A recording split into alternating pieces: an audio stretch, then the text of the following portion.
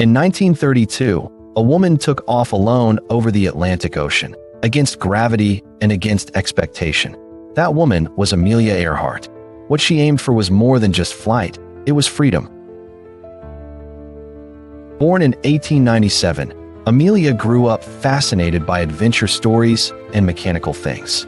While most girls played indoors, she built ramps to mimic roller coasters. Her childhood courage hinted at her future skies. World War I exposed her to nursing and wounded pilots, lighting a dormant fire within. Her first flight in 1920 changed everything. The moment the plane lifted, Amelia knew her future had wings. She took odd jobs to fund each flying lesson, waiting tables and driving trucks. Aviation wasn't built for women, but her grit soared where society lagged. Amelia didn't wait for permission, she created opportunity. In 1928, she became the first woman to fly across the Atlantic as a passenger. Headlines applauded, but Amelia burned to pilot herself.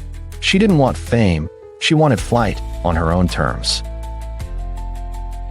For years later, she did it, solo. On May 20th, 1932, Amelia Earhart flew alone from Newfoundland to Ireland. Thunderstorms, icing, and exhaustion tested her, but she landed not just in Ireland. Her success came with danger. Engines failed, communications broke down, storms brewed. But Earhart embraced fear as necessary altitude. Each flight carried the weight of countless women's dreams strapped to her wings. She kept setting records, first across the U.S. solo, first over the Pacific routes. Journalists called her Lady Lindy, but Amelia was building her own legend. She wasn't tracing paths, she was charting them. In 1937, she pursued her boldest goal, circumnavigating the globe. With navigator Fred Noonan, she flew across continents. Each takeoff was a gamble, each landing, a triumph over gravity and doubt. But on July 2, 1937, over the Pacific, radio contact was lost.